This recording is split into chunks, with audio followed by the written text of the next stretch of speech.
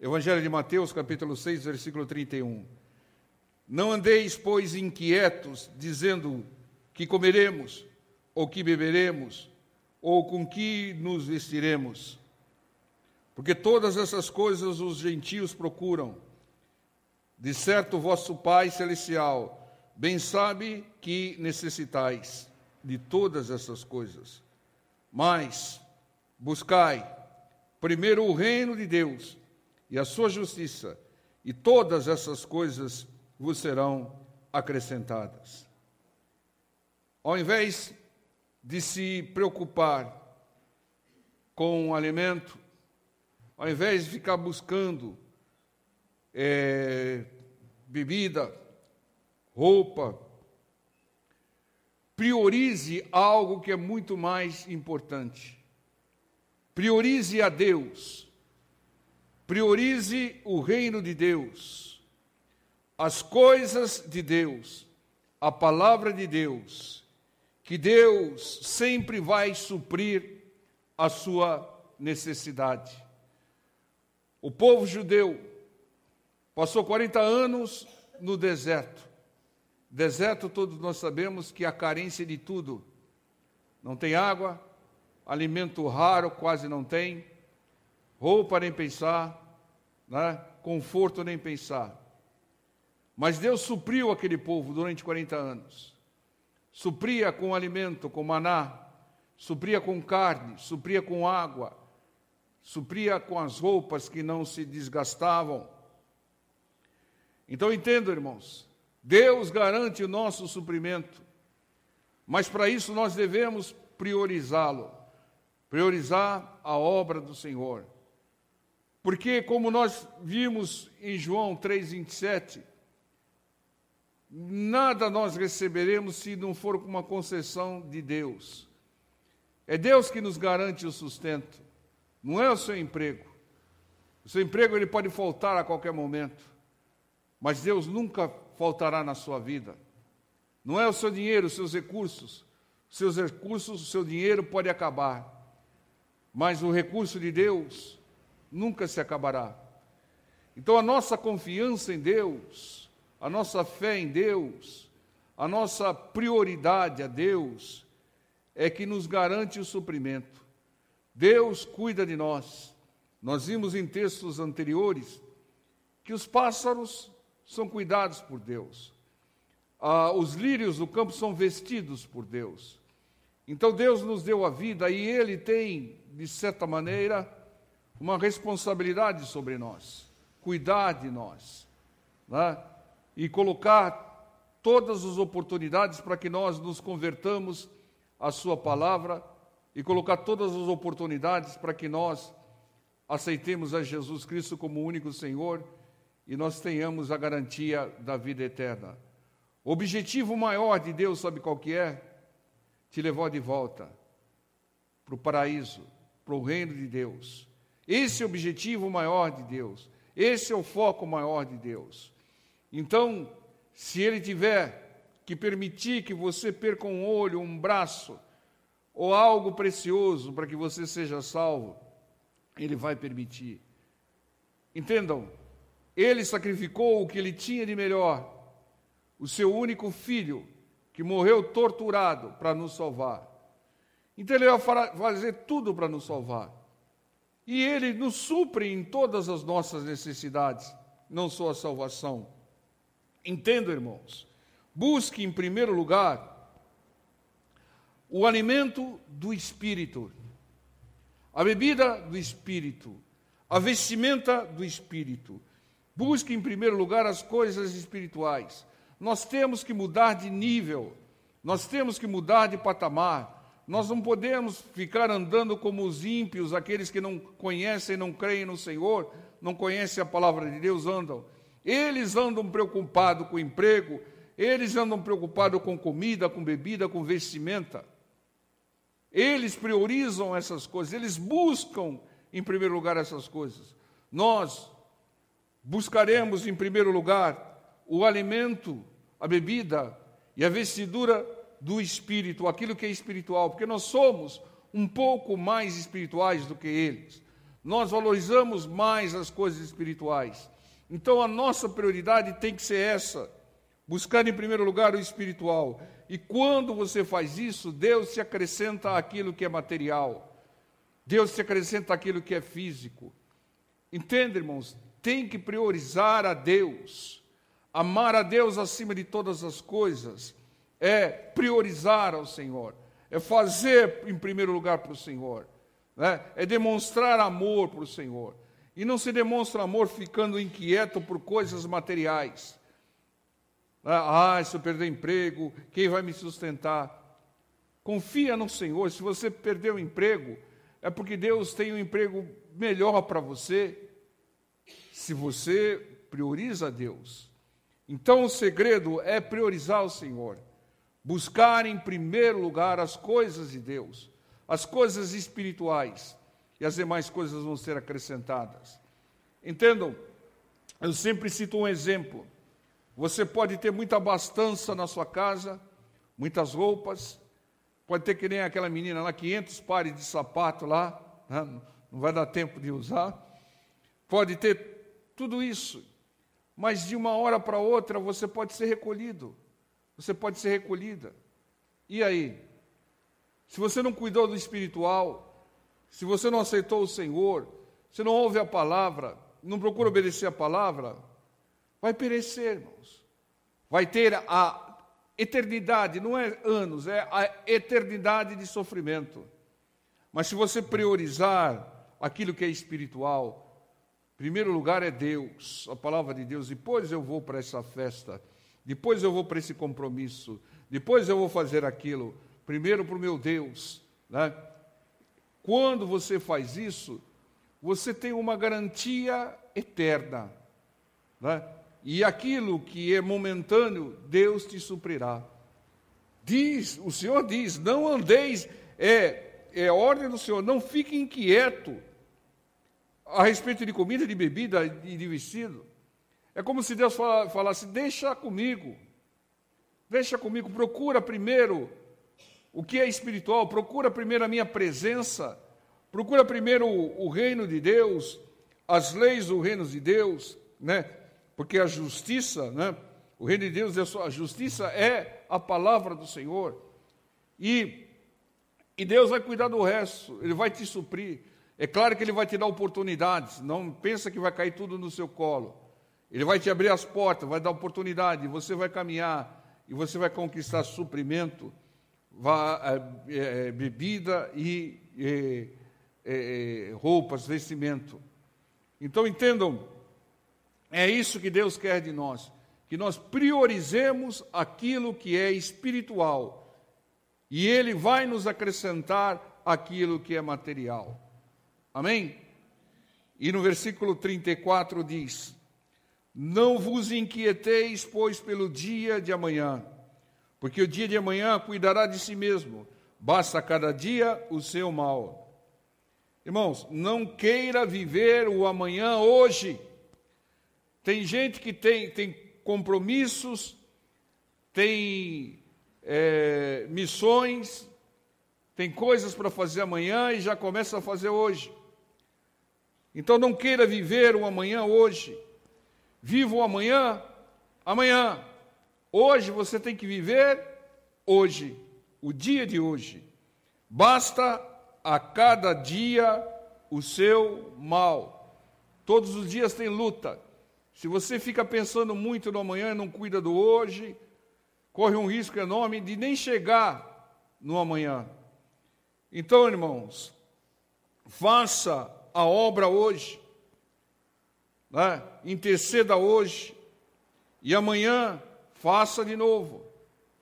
Faça aquilo que é direção de Deus. Não queira fazer hoje aquilo que deve ser feito amanhã. Tem cada coisa no seu dia. Então, viva um dia após o outro. Né? Como tem uma frase lá no AAA, só por hoje. Né? Só por hoje. Cuida do hoje. Amanhã você cuida do amanhã. Se fica pensando no amanhã, você pode cair hoje. Né? Você pode ter problemas hoje. Então, foque hoje. É claro que você pode planejar, pode projetar o amanhã, mas você não vai ficar inquieto por causa do amanhã. Não vai ficar preocupado. O que é preocupar? É você ter uma pré-ocupação. E isso é mal. Então, viva a cada dia com intensidade. E viva o amanhã, amanhã, e não hoje. Não fique inquieto com as coisas de amanhã. Amanhã você passa a ficar concentrado, focado e ter cuidado das coisas do amanhã. Porque senão, irmãos, muitas vezes, o amanhã não é necessariamente o dia seguinte. Muitas vezes, você tem um compromisso, alguma coisa séria daqui a um mês. Né? Tem lá marcado uma cirurgia daqui a um mês. A pessoa começa a se preocupar no dia que foi marcado. Fica um mês sofrendo, irmãos. Não vive, não age, não dá fruto, não prospera, porque ela fica o tempo todo preocupado com a cirurgia daqui a um mês. O amanhã pode ser daqui a um mês também. Entendam? Então, vai vivendo a cada dia. Quando chegar na hora, aí você vai tomar os cuidados. É claro que você vai planejar, mas não ficar preocupado, inquieto.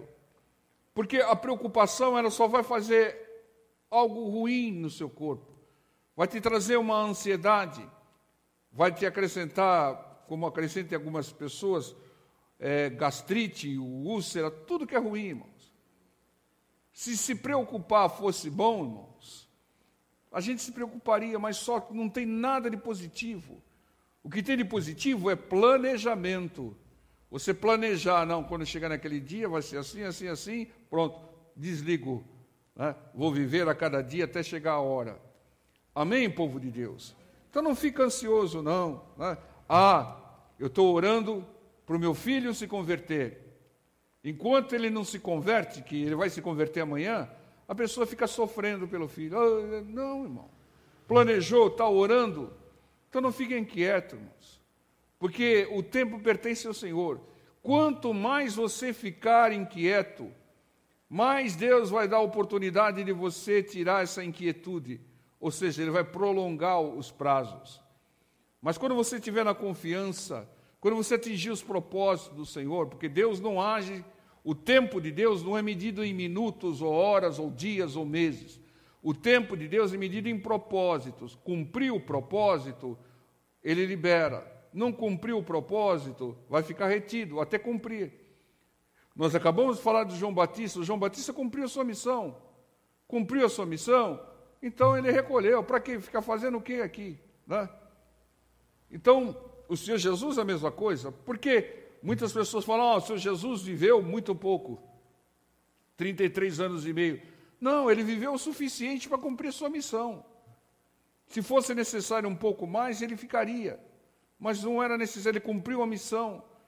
Então, entendam, irmãos, é assim que nós devemos viver. Nós devemos cumprir a nossa missão a cada dia. E não ficar ansioso, quando meu filho vai se converter, quando a minha filha vai se converter, quando vai vir, ou quando Deus vai preparar um varão para mim, quando Deus vai preparar uma varoa para mim. Não, irmão. Confia, entrega na mão do Senhor, continua aí fazendo as suas orações e siga o seu dia a dia. Deixa que o amanhã Deus vai preparar e vai trazer a solução. Amém? Mateus 7:1. Não julgueis, para que não sejais julgados, porque com o juízo com que julgardes, sereis julgados, e com a medida com que tiverdes medido, vos hão de medir a vós. Um outro ensinamento profundo do Senhor Jesus. Não nos cabe julgar, a não ser que você tenha a profissão de juiz, que vai julgar causas humanas aí, não nos cabe julgar. Sabe por quê? Porque nós não temos base para julgar. Muitas vezes você está julgando uma pessoa sem conhecer a história dela, sem conhecer a vida dela, os sofrimentos dela, o que levou aquela pessoa a fazer aquilo, o que levou aquela pessoa a agir de tal maneira. Você não sabe, irmãos. Você não sabe também o que tem no coração da pessoa. Qual é o propósito dela quando ela faz isso, quando faz aquilo. Não é? Você também não sabe das influências que aquela pessoa está sofrendo por uma ação de Satanás. Satanás pode estar bombardeando a mente dela de dia e de noite, para que ela faça um monte de coisas erradas. Então nós não devemos julgar, irmãos. Nós devemos orar. Essa é a nossa missão. Orar pelas pessoas que a gente tem visto que não está se comportando de uma maneira adequada e que tem falhas. Porque é isso que vai mudar a situação. Julgar não vai mudar situação nenhuma. Nós temos que analisar as nossas vidas, nós temos que analisar as circunstâncias, analisar até as pessoas, mas não julgá-las, não condená-las. Porque nós não fomos constituídos como juízes.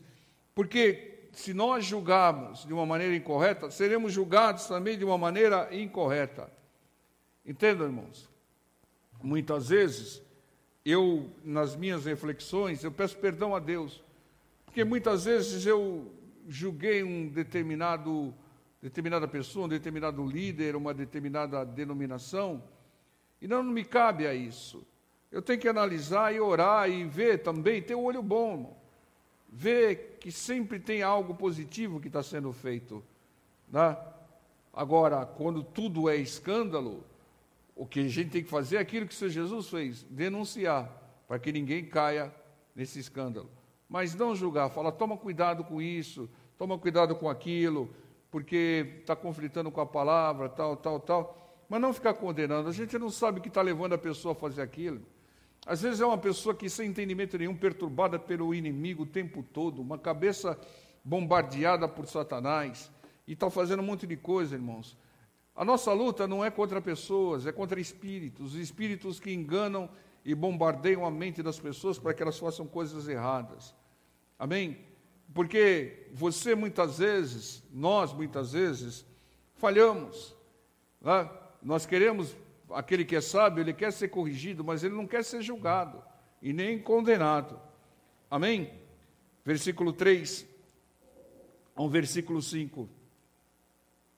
E por que reparas tu no argueiro que está no olho do teu irmão, e não vês a trave que está no teu olho? Ou como dirás a teu irmão, deixa-me tirar o argueiro do teu olho, estando uma trave no teu? Hipócrita, tira primeiro a trave do teu olho, e então cuidarás em tirar o argueiro do olho do teu irmão. Se você repara na visão, na conduta do teu irmão, aqui fala do teu irmão, hein? O texto é o argueiro que está no olho do teu irmão. Muitas vezes irmão de fé. Veja primeiro se a sua visão não está distorcida. Se não tem uma trave na sua visão, distorcendo-a para que você veja coisas erradas em outras pessoas. É como aquele exemplo que nós citamos da mulher que tinha janela suja, então ela via tudo sujo do lado de fora. Mas o problema era a janela dela, não era a sujeira exterior. Então nós temos que ter esse entendimento, nós temos que ter essa visão, porque primeiro nós temos que limpar a nossa visão. E como é que se limpa a nossa visão? Sempre olhando segundo a visão de Deus, sempre olhando com olho bom, sempre olhando à luz da palavra de Deus, que é a palavra de Deus que ilumina toda e qualquer situação. Então aí nós vamos ver e podemos auxiliar as pessoas naquilo que elas têm de coisas que estão contaminando. Então entenda, irmãos, nós precisamos, em primeiro lugar, corrigir a nossa visão à luz da palavra de Deus, para enxergarmos o argueiro nos olhos do irmão e poder ajudá-lo. Não condená-lo, não criticá-lo, mas ajudá-lo a tirar aquele argueiro, né? Porque muitas vezes nós estamos enxergando um argueiro porque tem uma trave no nosso olho, né? Então limpe a sua visão de acordo com a palavra de Deus, né? Eu estou enxergando isso como Deus enxerga, ou estou enxergando como uma visão humana? Eu estou enxergando isso como o Senhor Jesus enxergaria? Como nós pregamos recentemente, veja sempre o lado bom das coisas, porque todas as coisas cooperam para o bem. Sempre tem um lado bom das coisas. Temos que enxergar isso. Quem tem um olho bom só enxerga. Agora, quem tem um olho mau, ele só vê o mal. E por isso ele só se alimenta do mal. Ela se contamina, tem seu corpo todo tenebroso, como diz a palavra. Mas aquele que tem um olho bom, ele sempre vai ver coisas boas. Vai ver coisas boas mesmo naquilo que... Você vai ver coisas boas até num criminoso que ninguém dá nada por ele, você vai ver coisa boa. Como Deus viu no apóstolo Paulo. O apóstolo Paulo era um perseguidor implacável, né? Participou ali da chacina, do apedrejamento de Estevão, perseguia, prendia cristãos. Mas Deus viu algo bom no Paulo e falou: esse é um vaso escolhido para mim. Deus sempre vê algo bom, por pior que seja a pessoa. Pode ser pior do que o Paulo, pode ser pior do que um criminoso que está lá na presídio de segurança máxima. Tem algo bom nele, Deus enxerga isso. Aquela pessoa está lá porque ela está contaminada por Satanás. Entendam? A visão tem que ser espiritual. Quando você olha para alguém que só faz coisa errada, olha para um espírito que está soprando. E se você tivesse um óculos, uma vez assisti um filme que tinha um óculos que a pessoa colocava e enxergava os demônios. Se tivesse um óculos desse, você ia ver, irmãos, esses criminosos com um espírito no ouvido dele lá. Faz isso, faz aquilo outro. Tá? Essa visão que a gente tem que ter, uma visão espiritual, visão que tem um demônio, tem espíritos malignos, enganadores, bombardeando. E olha, irmãos, não é de um ou de outro, não. É da grande maioria. Até dentro da igreja tem cristãos, crentes que estão sendo bombardeados na mente por um espírito de engano, de mentira, de traição, que faz com que a pessoa faça coisa errada, se desvie da palavra, até se afaste da casa de Deus. Não deixe, se afastou, foi guiado por um espírito maligno. Está presente, está sendo guiado pelo Espírito Santo. Entendam, irmãos? Muitas vezes, aquela pessoa que você não dá valor algum, Deus vai usá-la. E vai usar até mais do que nós estamos sendo usados. O mundo todo está sendo enganado por espíritos enganadores. O mundo todo está tendo a sua mente soprada através de pessoas que influenciam pessoas, que são influenciadas pelo... O demônio influencia um, e esse um vai influenciar outro. E uma grande multidão servem a deuses falsos, praticam idolatria, tudo porque está tendo a sua mente bombardeada por um espírito enganador, espírito maligno. Se tivesse a direção do Espírito Santo de Deus, não estaria na idolatria, não estaria no pecado, estaria servindo ao Senhor. Amém, povo de Deus? Então, nós temos que aguçar a nossa visão antes de querer tirar a trave do olho dos outros. Muitas vezes a trave do olho do irmão é menor do que aquilo que está na sua visão. Tá? Então, visão limpa de acordo com Deus, sempre enxergando espiritual, irmão. Nós temos que mudar de nível, nós temos que sempre enxergar o espiritual. Está acontecendo alguma coisa, enxergue.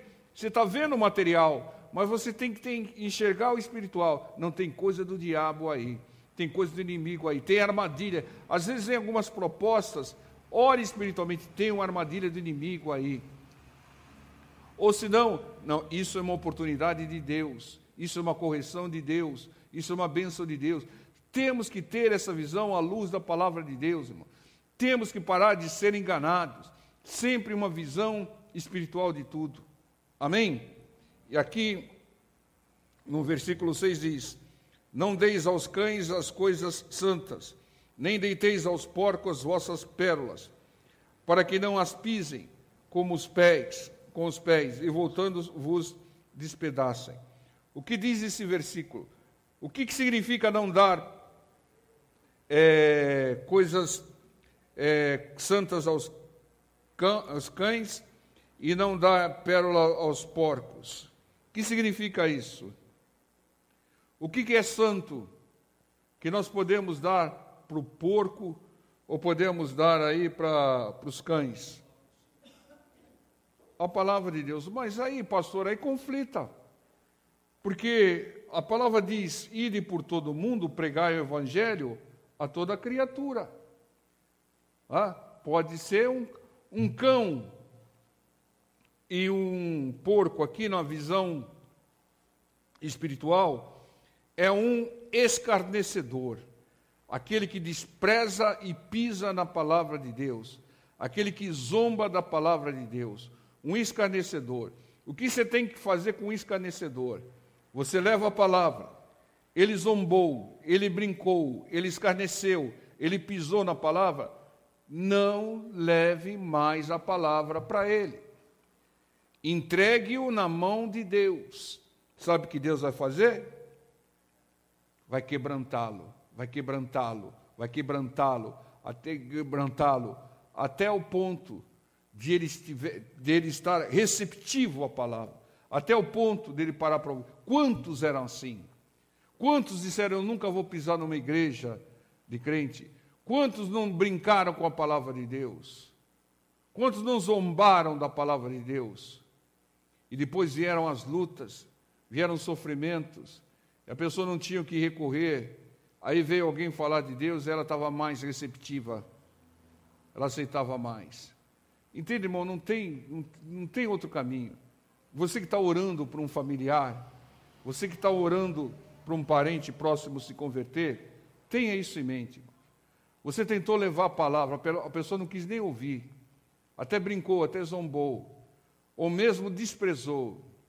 Entrega na mão de Deus. Sabe o que Deus vai fazer? E não se espante quando Deus começar a quebrantar essa pessoa. Não se espante, tá? Porque esse é o processo. A pessoa começa a passar por lutas, dificuldades, tribulações, até ela se render à palavra do Senhor. Tem pessoas, irmãos, que têm, infelizmente, um coração endurecido pelo inimigo. O inimigo endureceu o coração da pessoa de tal maneira que ela passa a vida toda sofrendo e não se rende a Jesus. Não se rende à palavra de Deus. Irmãos, tem pessoas assim que são duras. Satanás endureceu o coração dela. E Deus tenta quebrantar, coloca luta intensa. Né? E a pessoa... Veja o caso dos ladrões na cruz. 2 ladrões condenados ao lado do Senhor Jesus, crucificados, morrendo. Um estava quebrantado, aceitou o Senhor. O outro ainda estava com o coração endurecido.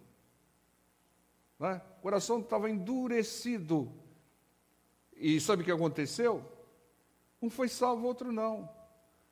Porque a pessoa ainda criticou, falou, você não é filho de Deus? Salva-te a ti e a nós também. Não é isso que ele falou? Então, tem pessoa que mesmo na cruz, irmão, age assim. Tamanho endurecimento que Satanás fez no coração dela. Tem pessoas assim, infelizmente, vão ter muitas pessoas que vão perecer assim. Mas não é a nossa função condená-las. Nós temos que levar a palavra e orar por elas. Irmãos, isso acontece. Às vezes você vê pessoas numa dificuldade enorme. Né? Por exemplo, eu vi um testemunho ontem que tinha um avião que estava caindo.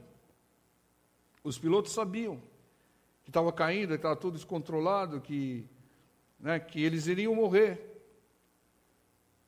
2 pilotos. Um falou, misericórdia, Senhor, não socorre.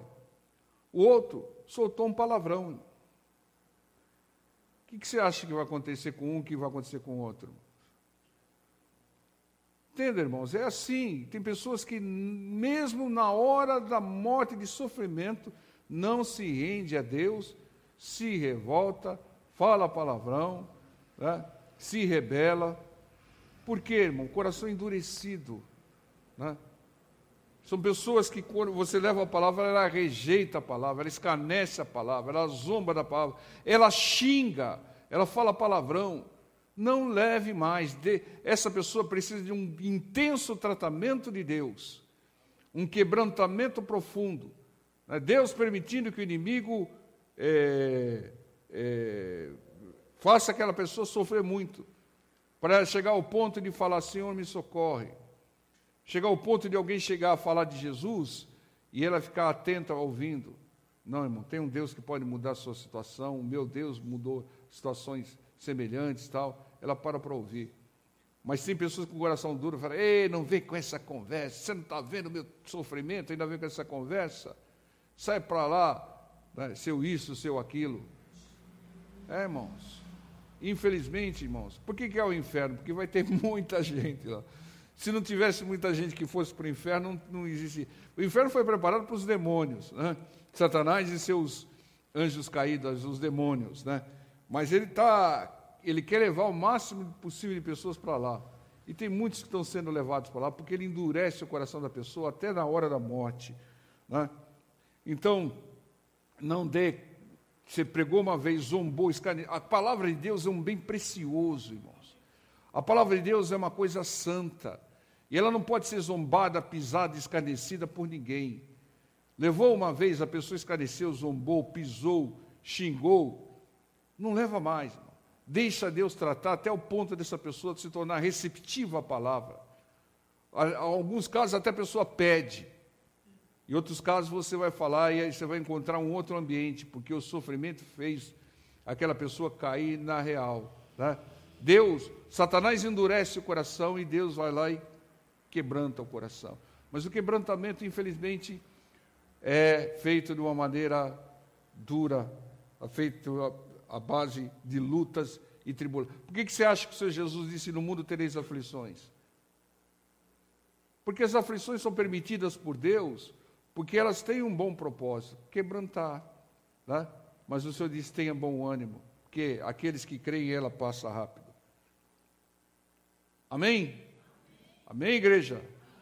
Glória a Deus. Mateus 7,7. Pedi e dar-se-vos-á, buscai e encontrareis, batei e abrir-se-vos-á. Porque aquele que pede, recebe, e o que busca, encontra, e ao que bate, se abre. E qual dentre vós é o homem que, pedindo-lhe pão, o seu filho, lhe dará uma pedra? E pedindo-lhe peixe, lhe dará uma serpente? Se vós, pois, sendo maus, olha, sabeis dar boas coisas, por que nós somos maus? O Senhor Jesus falou para o mancebo rico, bom só é Deus. Então, sendo maus, sabeis dar boas coisas aos vossos filhos, quanto mais vosso Pai, que está nos céus, dará bens aos que lhos pedirem. Irmãos, peça, busque, bata, até receber. Não desista. Não desista de pedir. Não, é direito seu, é a promessa de Deus. A não ser que você esteja pedindo algo supérfluo, capricho. Mas você está pedindo uma promessa de Deus, peça, busque e bata, até receber. E aí você vai pedir, buscar e bater outra coisa. E se nós damos coisas boas aos nossos filhos, né? Deus dá mais aos seus filhos, porque Deus é bom e nós somos maus, é o que diz esse versículo aqui. Vós, pois, sendo maus. Por que nós somos maus? Porque nós não fazemos sempre o bem, né? Muitas vezes por um egoísmo, uma coisa qualquer, ou inconscientemente a gente acaba prejudicando alguém. E Deus não faz isso. Deus só faz o bem. Deus só faz, fala para o seu irmão do lado, Deus só faz o bem. Mesmo que você não entenda, mesmo que você não concorde, mesmo que você ache que é uma injustiça, mesmo você vendo o texto de Jó lá e fica revoltado, Deus só faz o bem. Amém? Porque Ele faz com bons propósitos. Por isso que aquele que é de Deus e passa pelas lutas, essas lutas vão cooperar para o seu bem, porque Deus só faz o bem. Então, se nós damos coisas boas aos nossos filhos, nós que somos maus, imagine Deus que só faz o bem. Deus nos presenteou com o seu Filho querido. Deus nos presenteou com a vida, com a nossa família, com a vida eterna. Tudo que Deus faz é para nós. Fala para o seu irmão do lado, tudo que Deus faz é para nós. Deus criou esse mundo para quem? Para nós, né? Então, Deus nos deu a nossa vida, Deus nos dá a salvação, Deus faz tudo para nós. Deus, Ele dá o exemplo, mesmo sendo Deus, Ele nos serve muito mais do que nós o servimos. Nós deveríamos servir ao Senhor, né? Está aqui, Senhor, está aqui, Senhor, está aqui, Senhor. Mas é o Senhor é que mais nos serve. Nos serviu com a vida, nos serviu com o seu Filho, nos serve com livramentos, nos serve com bênçãos, nos serve com promessas. Então Ele dá o exemplo, mesmo sendo Deus. Então peça, busque, bata, mas na palavra, dentro da palavra, enquadrado na palavra, que Deus te dará. Persista. Não é bater uma vez só, é persistir, é direito seu, é promessa sua. Aquele que crê, ele só para de pedir quando recebe. Aquele que não crê, ele desiste no meio do caminho. E o pior, às vezes, ele desiste um minuto antes de receber. Nunca desista até receber. Amém, povo de Deus? Vamos ficar em pé, vamos estar orando. Glorificado seja o nome do Senhor.